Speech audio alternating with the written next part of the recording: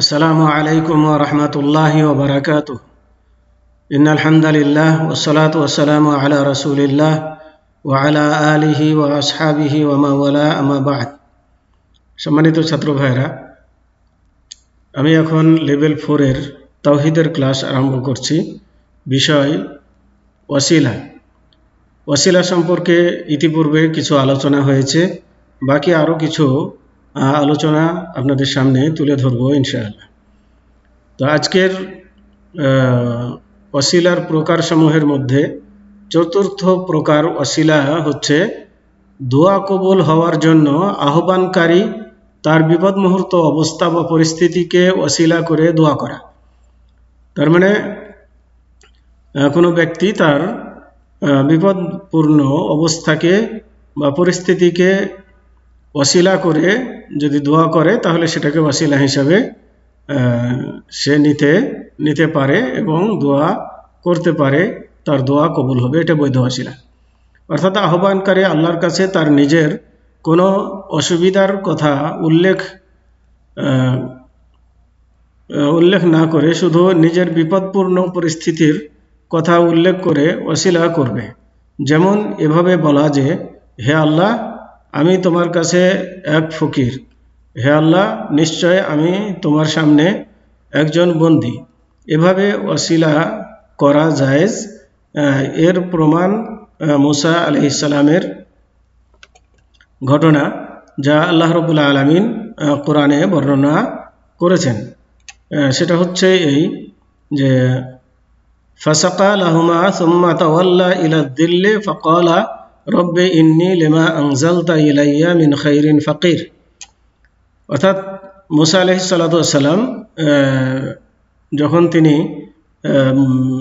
মিশর থেকে যখন পালিয়ে যাচ্ছিলেন, পথিমধ্যে কিছু রাখাল তাদের ছাগলকে পানি পান করাচ্ছিল। সেখানে দুইটি মেয়ে ছিল।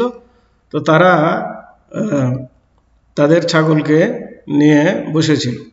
তো তাদেরকে জিজ্ঞাসা করলো যে, তোমরা পানি পান করাচ্ছ না কেন? তখন তারা বলেছিল যে, সব রাখালরা যখন পানি পান করাবে তখন তারপরে আমরা পানি পান করাবো। তো তিনি এগিয়ে গিয়ে তার ছাগল, ওই মেয়ে দুটির ছাগলকে পানি পান করালেন। করানোর পরে তিনি ছায়ায় গিয়ে আশ্রয় নিলেন।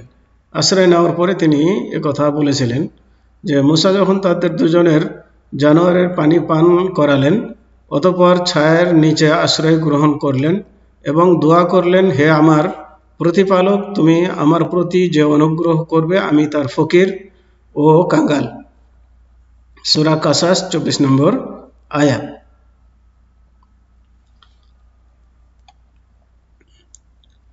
তো মুসা আলাইহিস সালাতু ওয়াস সালাম তার নির্দিষ্ট কোনো অসুবিধার কথা উল্লেখ করেননি।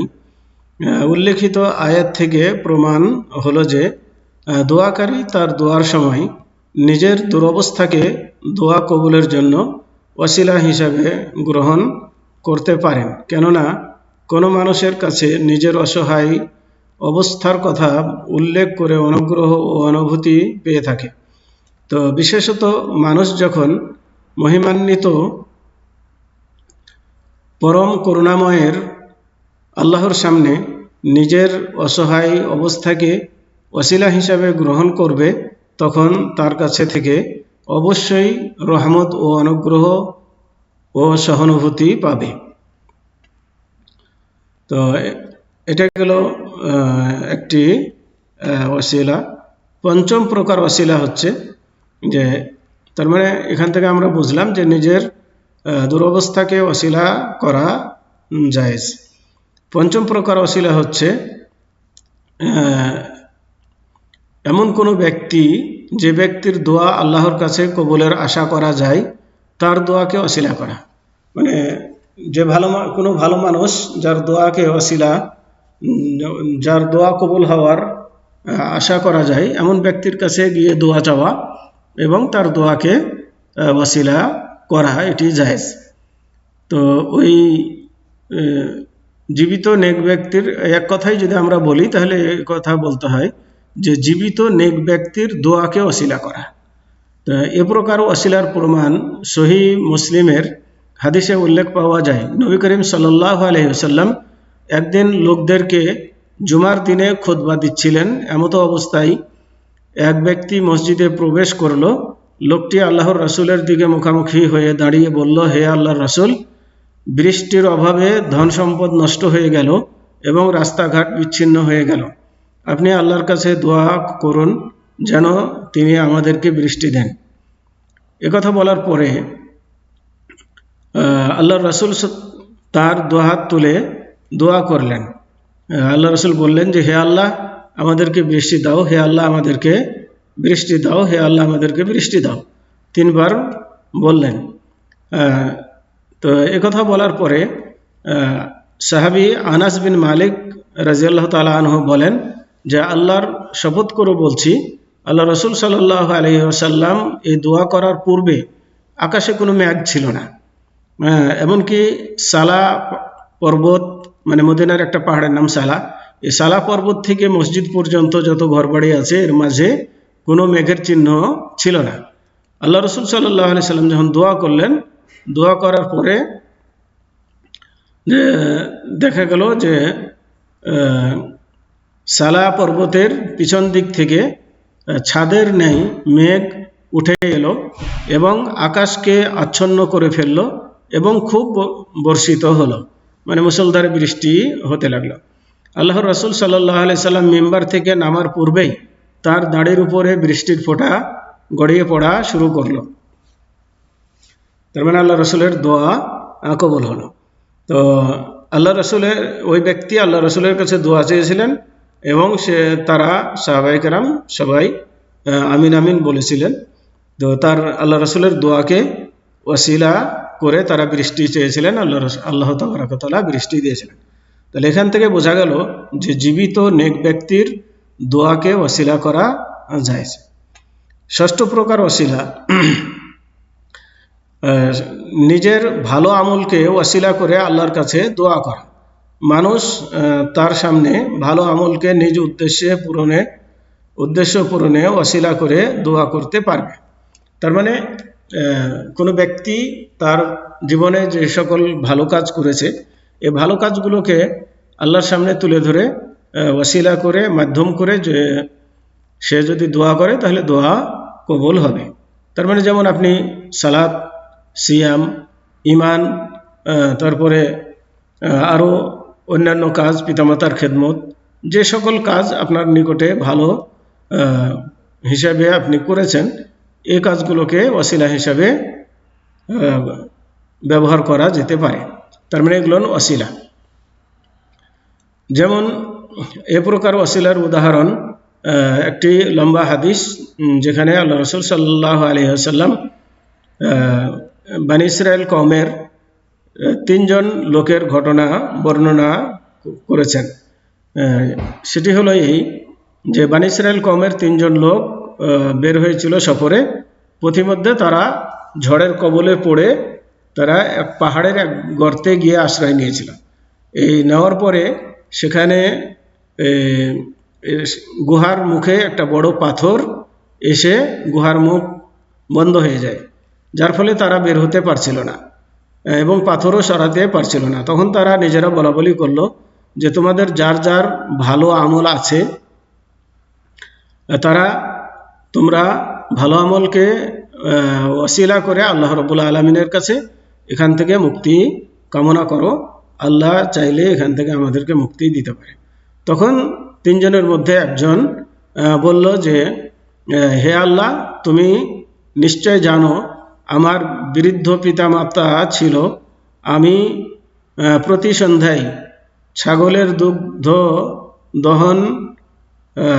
দহন করে প্রথমে আমার পিতামাতাকে পান করাতাম, তারপরে আমরা পান করতাম। এই নিয়মের কোনো ব্যতিক্রম কোনোদিন করিনি। তার মানে ছাগল চড়িয়ে এসে আগে ছাগলের দুধ দহন করে আগে পিতামাতাকে পান করাতাম, তারপরে আমরা নিজেরা পান করতাম। তো একদিন ছাগল চড়াতে অনেক দূরে চলে গিয়েছিলাম, সেখান থেকে আসতে দেরি হওয়ায় এসে ছাগলের দুগ্ধ দহন করে পিতামাতার কাছে যখন আসি তখন দেখি যে তারা ঘুমিয়ে পড়েছে।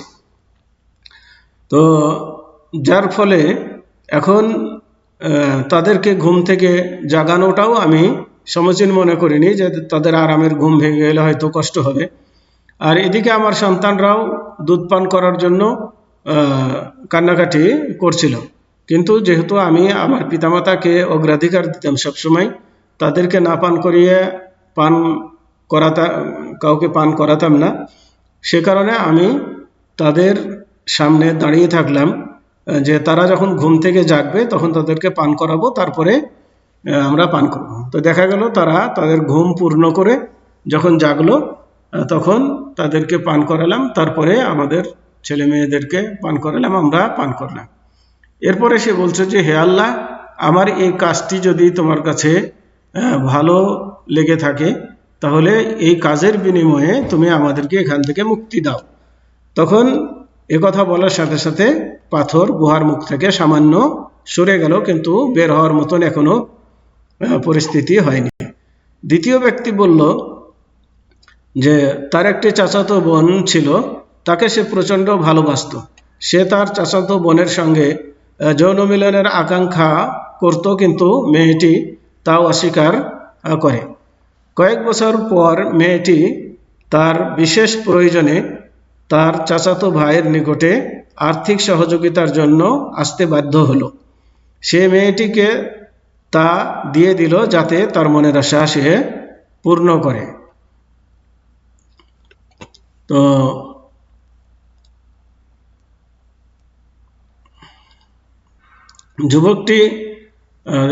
অতঃপর যুবকটি যখন স্বামী স্ত্রীর মিলনের জন্য যে পদ্ধতিতে বসে সেভাবে বসলো, মেয়েটি ওই যুবকটিকে উদ্দেশ্য করে বলে উঠল, হে যুবক, তুমি আল্লাহকে ভয় করো, আমার সতীত্ব তুমি নষ্ট করো না।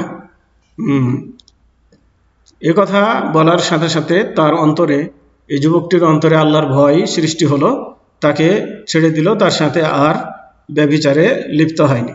এবং যে টাকাগুলো তাকে ধার হিসাবে দিয়েছিল, যে দিরহামগুলো তাকে ধার হিসাবে দিয়েছিল, সেগুলো মাফ করে দিল। এখন এই যুবকটি বলছে যে হে আল্লাহ, সেই দিন যদি তোমার ভয়ে আমি এই ব্যভিচারের কাজ থেকে বিরত হয়ে থাকি, আর এই কাজটি যদি তোমার কাছে পছন্দ হয়ে থাকে, তাহলে আজকে এখান থেকে আমাদেরকে তার ওসিলাই মুক্তি দান করো। কথা বলার সাথে সাথে দেখা গেল যে পাথর আর একটু কিছু সরে গেল, কিন্তু এখনো তাদের বের হওয়ার মতন রাস্তা হয়নি। তৃতীয় ব্যক্তি বলল যে সে কিছু সংখ্যক লোককে কোনো কাজের জন্য শ্রমিক হিসাবে নিয়েছিল, কাজ শেষে তাদের প্রত্যেককে মজুরি দিয়েছিল, কিন্তু একজন শ্রমিক তার মজুরি না নিয়েই চলে যায়। তো চলে গেলে তার এই মজুরির পয়সাটা সে সংরক্ষণ করে রাখে এবং সেই পয়সা দিয়ে সে ছাগল ক্রয় করে, পশু ক্রয় করে, এবং এর পশুপাল বাড়তে বাড়তে ছাগল, গরু, উট এগুলো তার অনেক হয়ে গিয়েছিল। এরপরে তার রাখাল মানে দাস দাসীও হয়ে গিয়েছিল। অনেক হওয়ার পরে একদিন সে তার ওই মজুরির পয়সা নেওয়ার জন্য মালিকের কাছে আসে, এসে বলে যে আপনার কাছে একদিন কাজ করেছিলাম, মজুরি না নিয়ে আমি চলে গেছিলাম, তো মজুরির পয়সাটি আমাকে ফেরত দেন, আমাকে দেন। তখন ওই লোক বলেছিল যে তোমার সামনে যে উট, ছাগল ও গরুর পাল এবং দাস দাসী দেখছো, সবই তোমার, তুমি নিয়ে যাও, এগুলো সব তোমার পয়সা দিয়ে এগুলো করা। তখন সে বিশ্বাস করতে পারছিল না, যে সে মনে করছিল আমার সাথে হয়তো সে ঠাট্টা বিদ্রুপ করছে, তার পয়সা না নিয়ে গিয়েছিলাম আবার ফেরত এসেছি, এই জন্য সে হয়তো আমার সাথে ঠাট্টা করছে। তাই সে বলল যে আমার সাথে ঠাট্টা বিদ্রুপ করো না, আমার সামান্য পয়সা এটা দিয়ে দিলেই চলবে। তখন সে উত্তরে মালিক বলল যে আমি তোমার সঙ্গে ঠাট্টা বিদ্রুপ করছি না, উপহাস করছি না, বরং এটি সত্য, তোমার রেখে যাওয়া পয়সা দিয়ে আমি এই ছাগল ক্রয় করে সেখান থেকে বাড়তে বাড়তে এই পর্যায়ে এসেছে, অতএব সম্পূর্ণ মাল এগুলো তোমার, তুমি নিয়ে চলে যাও। তখন সে লোকটি তার সমস্ত জিনিস নিয়ে উট গরু যা ছিল সব নিয়ে এবং রাখাল টাখাল সহ সব নিয়ে চলে গেল। এরপরে এই লোকটি মালিকটি এখন বলছে যে হে আল্লাহ, আমি যদি তার পয়সার কোনো খেয়ানত করে না থাকি এবং তার জন্যই যদি আমি এগুলো করে থাকি এবং তার প্রাপ্য যদি আমি তাকে সঠিকভাবে ফেরত দিয়ে থাকি, আর এই কাজটি যদি তোমার নিকটে ভালো লেগে থাকে, তাহলে এর বিনিময়ে আজকে আমাদেরকে এখান থেকে মুক্তি দান করো।